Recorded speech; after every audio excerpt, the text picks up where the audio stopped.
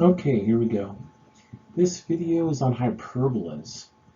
If you watched the last video on ellipses, it almost looks the same. What's different now is the sign in the middle. So last section we graphed ellipses and they were the form x squared over a squared plus y squared over b squared equals 1. It had a plus in the middle. This time we're going to focus on equations with a minus in the middle. X squared over a squared minus y squared over b squared equals 1. And y squared over b squared minus x squared over a squared equals 1. Do notice that I like to leave the a underneath the x and the b underneath the y. Not all textbooks will do that, so the notation may be different from your class. Okay, so that's just my tendency. A is underneath the x. I try to be more consistent. A is underneath the x and b is underneath the y. So it's the minus sign that's in the middle that makes this a hyperbola. When there's a plus sign in the middle, it makes it an ellipse. So a minus sign in the middle will give us a hyperbola, which looks like these following graphs. And here are our two graphs. Notice the one that has the x squared first and is positive. It has two branches. We call them branches of the hyperbola, and they open left and right. So if the x squared is first and positive, left and right. And the one on the right, the y squared is first and positive, and it opens up and down. Kind of looks like two parabolas. There's a focus point inside each branch or inside each parabola shape. So there's two of them. We will therefore call them foci for plural.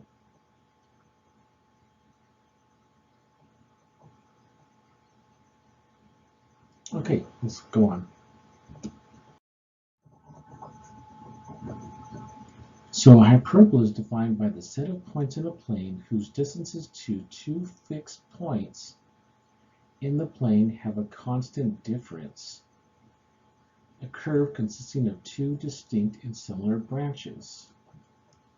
So there's our two foci, and there's our two vertices.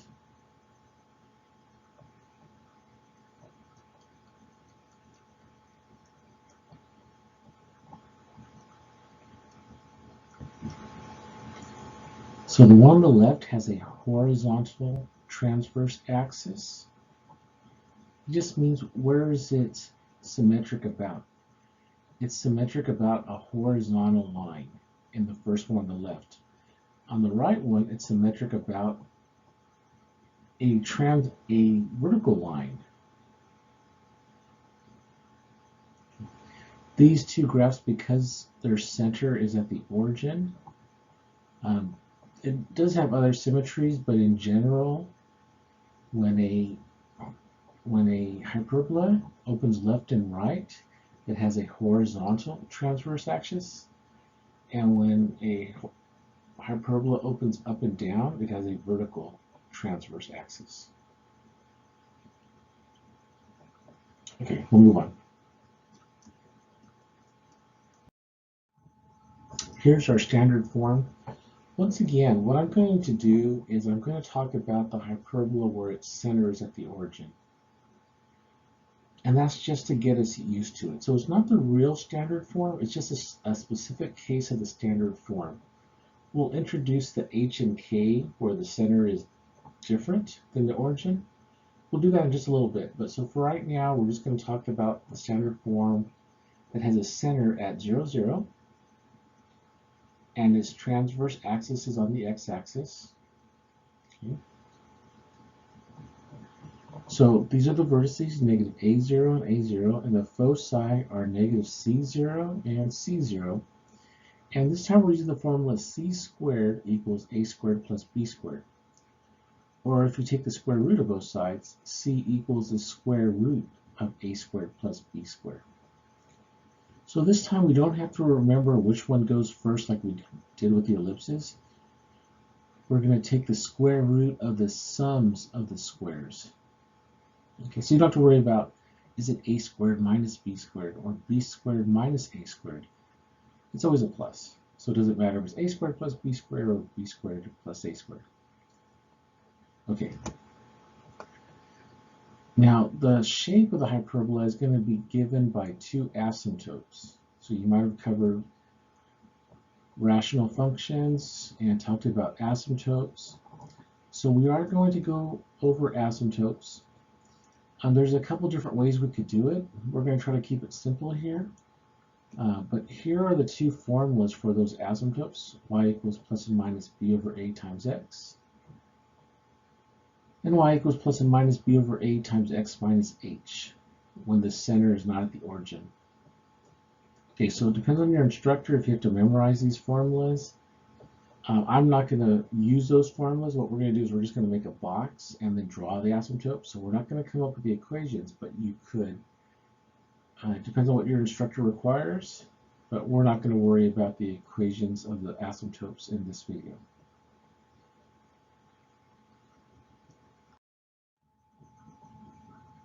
Okay, find the center, vertices, the foci, and sketch the hyperbola. So what makes it a hyperbola is the minus sign in the middle. Now, this is going to open left and right because the x is squared and positive. If the x was squared and negative, and the y was positive, the y squared was positive, then it would go up and down. So this one's going to open left and right. Its center is at the origin because there is no h and k. We'll get into the h and k in just a little bit. Okay, so we know it's going to open left and right. Its center is at the origin.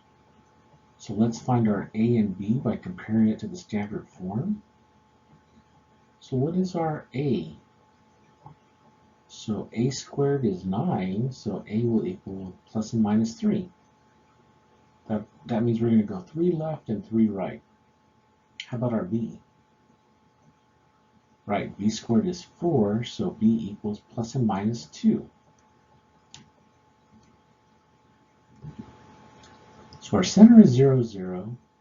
We're going to go 3 left, 3 right, 2 up, 2 down. We know that it opens to the left and right, so that means our points at 3, 0 and negative 3, 0, those are going to be the vertices. The points at 0, 2 and 0, negative 2, they're necessary points, but they're not actually anything. Okay, so plot all 4 points going 3 left, 3 right, 2 up, and 2 down from our center.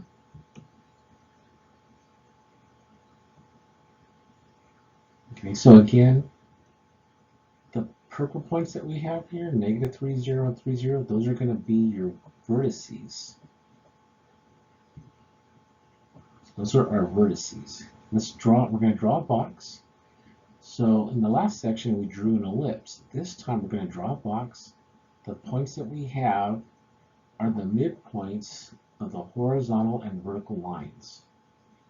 So make a dashed box.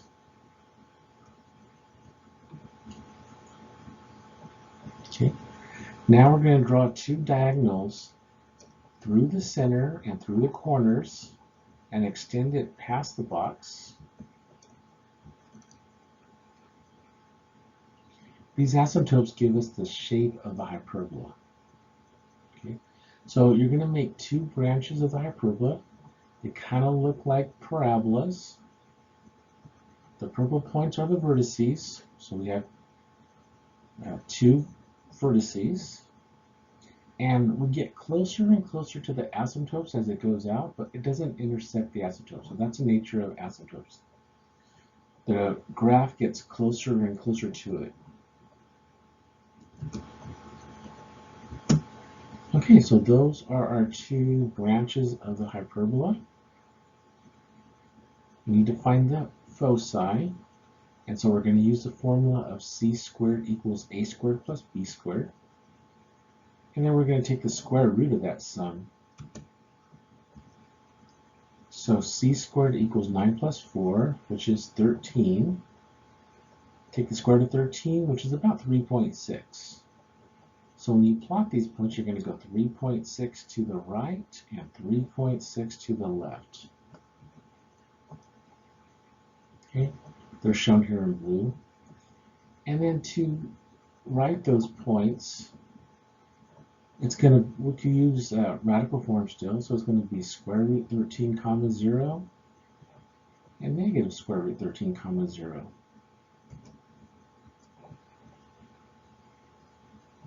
Remember that the center was 0, 0, so we're only adding square root of 13 to the x value of your center to get those values.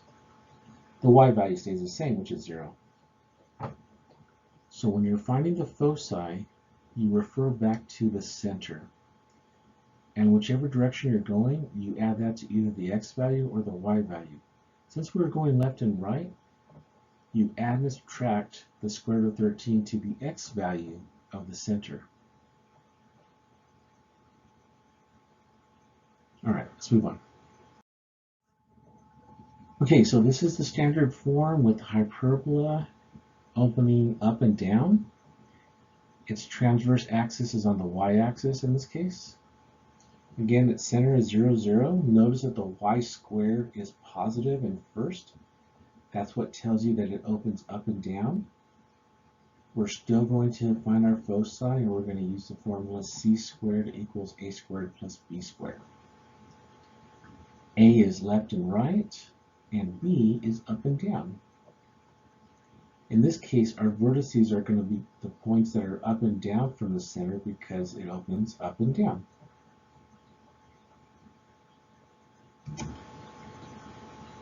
Again, the hyperbola shape is determined by the two asymptotes.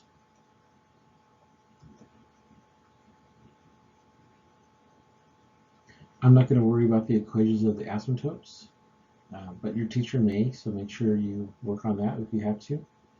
And again, just keep in mind, when the x squared is first and positive, it opens left and right. And when the y squared is positive, it opens up and down.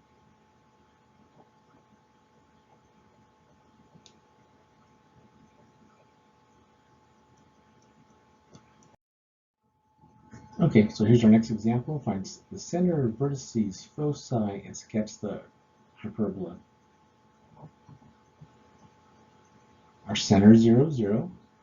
There is no h and k, so 0, 0. We're going to compare it to the standard form, a squared and b squared. So what is our b squared? Our b squared is 4, so b equals plus and minus 2. And our a squared is 9, so a equals plus and minus 3. Very similar to the last graph. So just be careful that you don't go out of order. The b is always underneath the y, and the a is always underneath the x. So you can go 2 up, 2 down, 3 left, 3 right.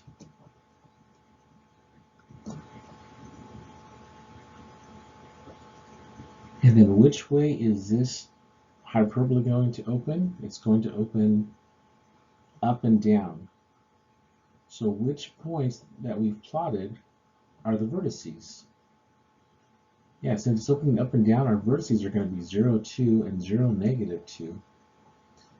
The other points, again, we're going to use them to make our box, but they're not anything on the graph. Make your box. Draw your diagonals.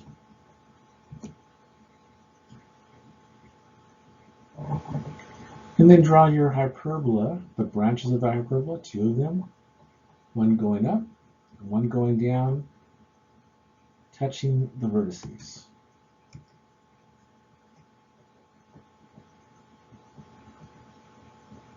All that's left now is our foci.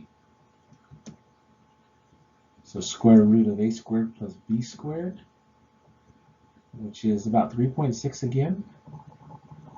So this time we're going to go 3.6 up and 3.6 down. And then that value, to list them as coordinates, because we're going up and down, you're going to add square root 13 to the y value of your center. So you're going to add it to the y value and subtract it from the y value. So our 2 points are 0, comma, negative square root 13, and 0, comma, square root 13. Those are our foci.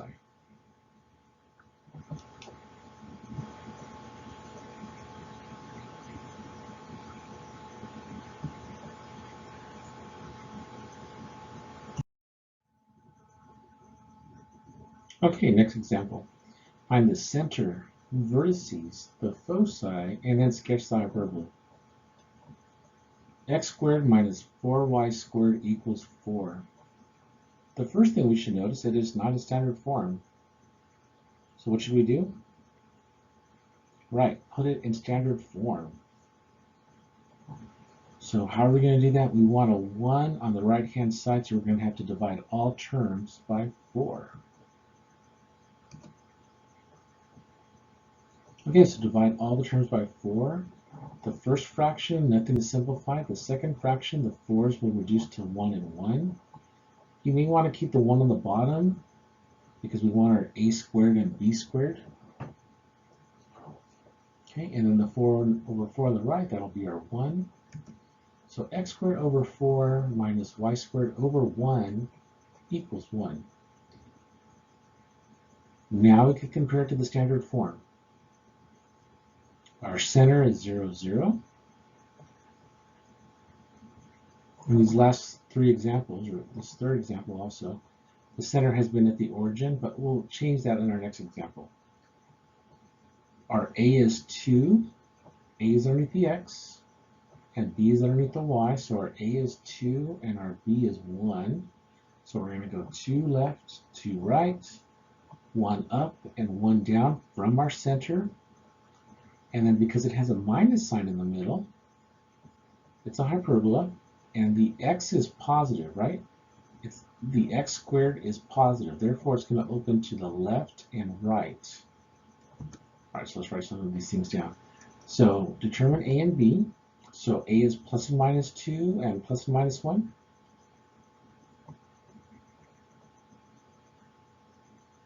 Again, a is underneath the x squared and b is underneath the y squared. So we're going to go 2 left, 2 right, 1 up, and 1 down. Those are the 4 points that we're going to need for the box.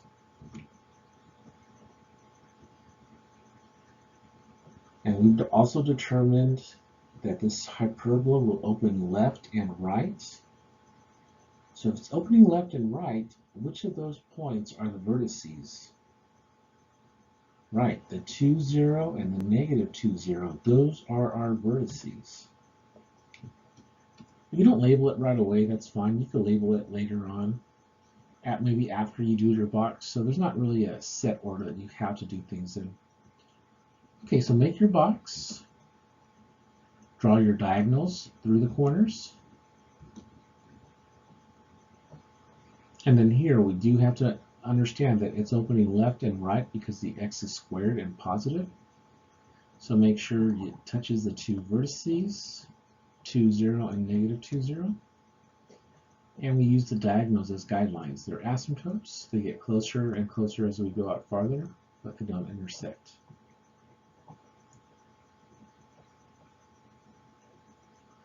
Okay, last step is our foci.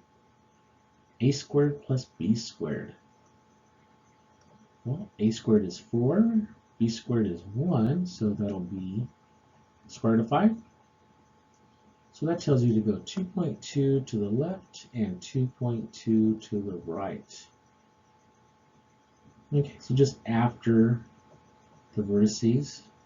Remember that the foci are always inside the hyperbola branches, kind of like the focus on a parabola. It's just that there's 2 of them here. Okay, so now we'll list those as coordinates.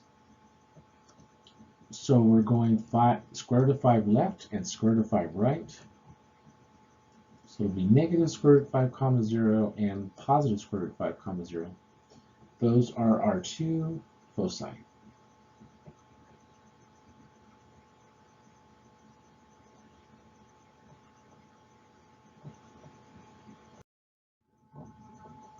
All right, here is our standard form for a hyperbola where the center is at h comma k, so not at the origin.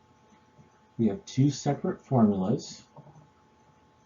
The one on the left, the x squared is positive, and the one on the right, the y squared is positive.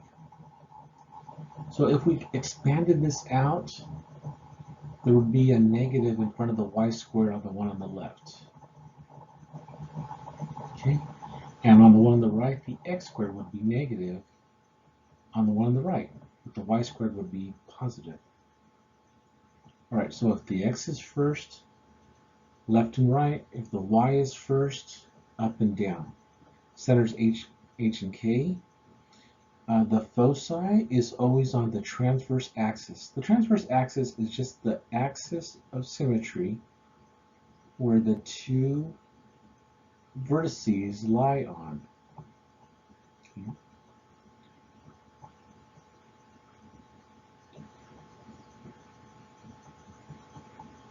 Right, there are all these little formulas, h comma k plus b, h comma k minus b, h plus c comma k, I know, blah, blah, blah, right? We're going to count, so we have to know how to count. That's the main thing. And then when we're finding our foci, or our points, we always just count from the center. Okay, so that's what we're going to do. We're going to count to the center, or all these little formulas, all they mean is that we're adding a number that we found to the x or y value of the center. All right, so don't panic, but more understand what we're doing to find each point. All right, let's give it a shot. Okay, here's a problem. It's in standard form. Which way is it going to open? Right, the y is first and positive, so therefore it's going to open up and down. Okay, so that's important. It opens up and down. Let's see, first thing we also need is our center. Our center is hk. So what's our center? Yeah, our center is 2 comma negative 3. Remember that h goes first, k goes second, h is always next to the x, and k is always next to the y. Now our a and b. Our a is always underneath the x, and our b is always underneath the y. So a is 2 plus or minus 2, and b plus or minus 4. So we're going to go 2 left, 2 right, 4 up, and 4 down from the center. And the center is at 2, negative 3. So you're just going to count 2 to the left and 2 to the right, and then 4 up and 4 down. Graph paper is very useful. If you have graph paper, I would definitely use it. Okay, so let's get those points. We're going 2 left, 2 right. That's 0, negative 3, and 4, 3. And then going 4 up and 4 down, we're at 2, 1, 2, negative 7. See those formulas? Those formulas were we're adding either a number to the x value or the y value. Let's look at the purple points here. Our b is 4, right? So we're adding 4 to the y value, negative 3. So negative 3 plus 4 is 1. That gives us 2 comma 1. And then subtract 4 from the negative 3. That gives you 2 comma negative 7. Look at the points in red. 2 left, 2 right. So we're adding 2 to the x value of the center. So our center is 2, negative 3. So we're adding 2 to the x value, which is 2. So that gives you 4, negative 3. And then subtract 2 from the x value. That gives you 0, negative 3. So that's what the whole deal was with all those, h comma b plus k. We're just adding a number to the h and k values. Okay, let's move on. Oh, our vertices are the 2, 1, and 2, -7. Why are the vertices those points? Well, remember, which way does this hyperbola open? It opens up and down. So if it opens up and down, then 2, 1, and 2, -7 have to be our vertices. Remember, if you don't state that now, you can state it later. You don't have to state it right away. Let's draw our box and our asymptotes. And then we remember that it's opening up and down, so make sure you draw your 2 branches up and down, touching the vertices. All right, almost there. Now we need our foci. So we're going to use c squared equals a squared plus b squared. So we're going to add the a squared plus b squared, which is 20. If you simplify square root 20, it's 2 square root 5, so that's in simplest radical form. In decimals, it's approximately 4.5. So when you make a squiggly equals, it means approximately. So it's not exactly 4.5, that's a rounded number. So you're going to go 4.5 up and 4.5 down. Right? We're going 4.5 up, or 2 square root 5 up, and 2 square root 5 down. So when we list them in coordinate form, are we adding the 2 square root 5 to the x value or the y value?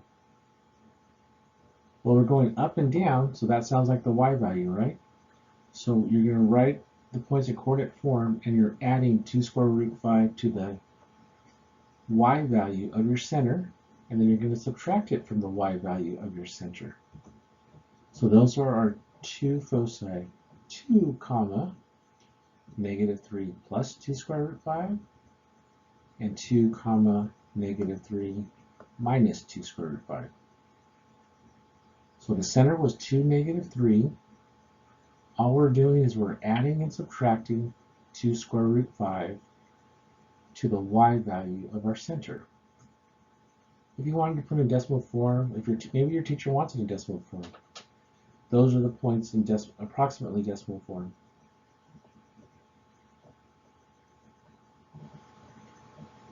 Okay, let's move on.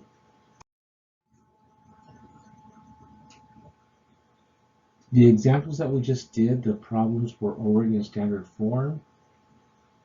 What if it's not in standard form? What if it's given in general form? Well, then we're going to have to convert it to standard forms before we graph. So we did this with the ellipses video. We did it with circles, so we're just doing it one more time. Even the parabolas, we had to put in standard form. And all those, they're called conic sections. In all those types of problems, we use completing the square to write it in standard form. So completing the square, CTS. Okay, so we're going to try to get, we have 2 standard forms for hyperbolas. For ellipses, we only had 1. For parabolas, there were 2 standard forms. For circles, there was just 1. So it's parabolas and hyperbolas that have 2 standard forms.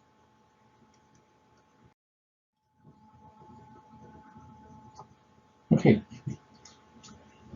so we're going to write this one in standard form.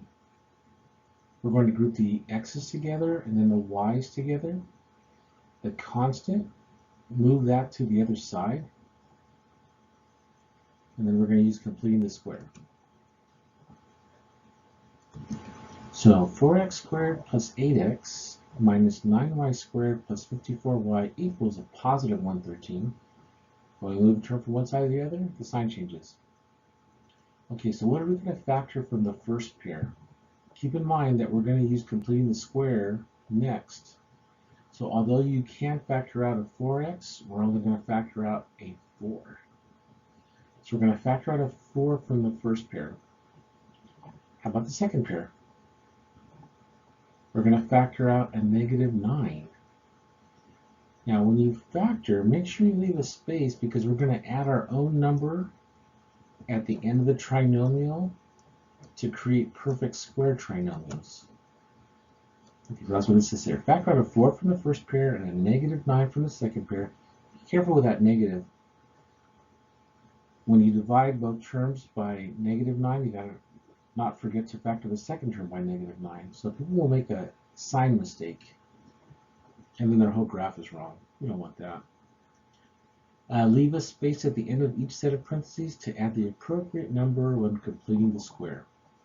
So factor out of 4, that gives you 4 times x squared plus 2x plus a space. And then factor out a negative 9 from the second pair, so that's y squared minus 6y. Does everybody see that? It was a plus 54y, but now it's going to be a minus 6y. Negative 9 times negative 6 would give you that positive 54. All right, now, what number are we going to add?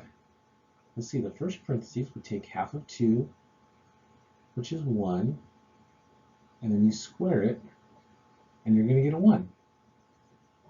And the second one, what are we going to add? Right, half of negative 6 is negative 3, and then square it, we're going to get a 9. So we're adding 1 and 9. So whatever you add to one side, you got to add to the other side. But those numbers are not 1 and 9, are they? They look like 1 and 9, but they're not. You have to remember that there's a number in front of the parentheses that's being multiplied by it. So we're going to multiply 4 times 1, which is 4, and then we're going to add that to the other side. And then negative 9 times 9, which is negative 81, we're going to add that to the other side. So the two values that we just added are 4 and negative 81. So plus 4 minus 81. And a little tricky. A lot of people will make that mistake right there, and they'll just put either 1 and 9 on the right-hand side, or they might forget that it's a negative 81 and put plus 81. That is totally wrong. Okay, so now write each parentheses as a binomial squared, each trinomial as a binomial squared. So that's 4 times x plus 1 squared minus 9 times y minus 3 squared equals 36. All right, now we got to get this in standard form, so divide each product for each term by 36. So 36, 36, 36. Everybody gets 36. And then reduce it. So x plus 1 squared over 9 minus y minus 3 squared over 4 equals 1. Yes, that's a lot of work just to write it in standard form. Usually on a test, they're going to give you this problem in general form, and first you're going to have to rewrite it in standard form, and then from there, graph it. Find the center, the vertices, draw your box, your diagonals, sketch it, put your foci, so it can be quite a bit of work. All right, one more problem, we're almost done. Yes, this is it. This is the kind of problem that will probably be on a test. Center, vertices, foci, and then sketch the hyperbola. So the problem here is it's not even in standard form. Shoot. That's okay, we kind of enjoy it. Let's first group it, put the x's together, then the y's together, move the constant to the right-hand side. I might want to pause the video and work it out. Okay, so we have 2x squared minus 8x plus negative 9y squared plus 18y. What are we going to factor from the first pair? Right, 2. What are we going to factor on the second pair? Negative 9. So when you factor out a negative 9, when you divide the 18 by negative 9, it's going to give you a negative 2. So just be careful. So 2 times x squared minus 4x minus 9 times y squared minus 2y. What number are we going to add in the first parentheses? Right, 4.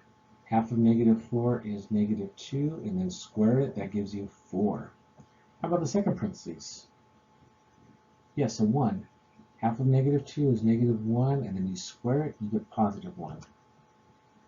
So plus 4 and plus 1. And then remember, that's not a 4 and a 1. That's actually an 8 and negative 9, because 2 times 4 is 8. And 2 times 1, and negative 9 times 1 is negative 9. Okay, now the trinomials, you write in factored form. So it would be x minus 2 squared. I probably should have wrote, half of negative 4 and then square it. Just that on these slides, there's not a lot of room, but I think you could handle it. Like, I did skip a couple steps here and there.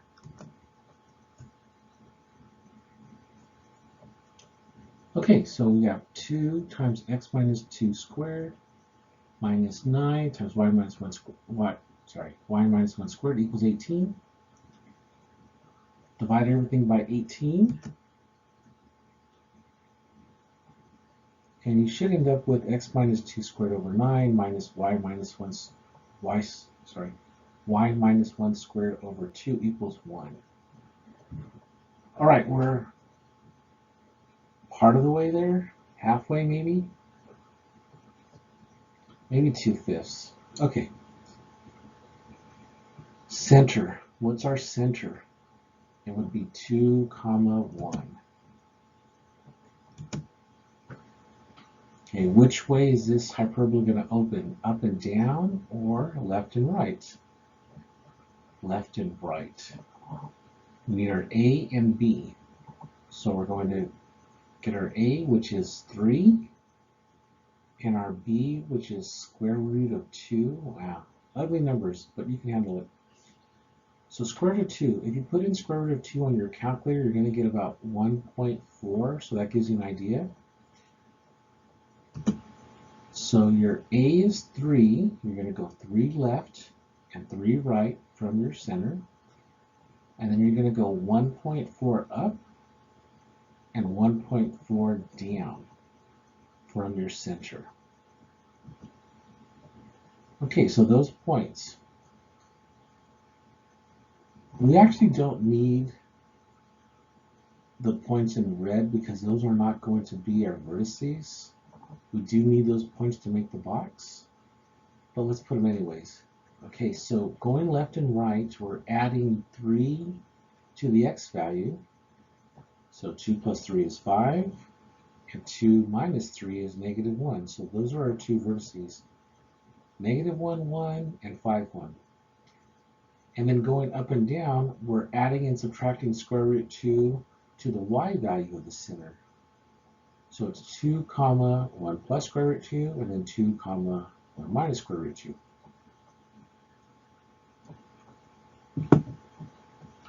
Our vertices are negative 1, 1, and 5, 1 because this hyperbola opens left and right. Make our box. And then sketch the hyperbola. One last thing, right? The foci. Square root of a squared plus b squared. It's nice that we don't have to worry about which one goes first. So square root of 11, 9 plus 2 is 11, which is about 3.3. Okay, so that's going to be close to the vertices. You're going to go 3.3 to the right, 3.3 to the left. It's called the transverse axis.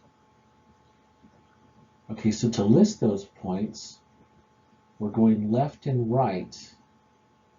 So we're going to add square root of 11 to the x value, and then we're going to subtract square root of 11 from the x value of our center.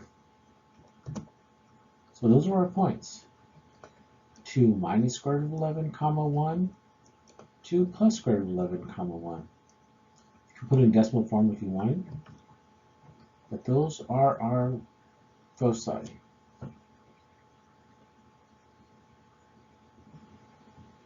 And that there is our last example. I'll see you here for the next one.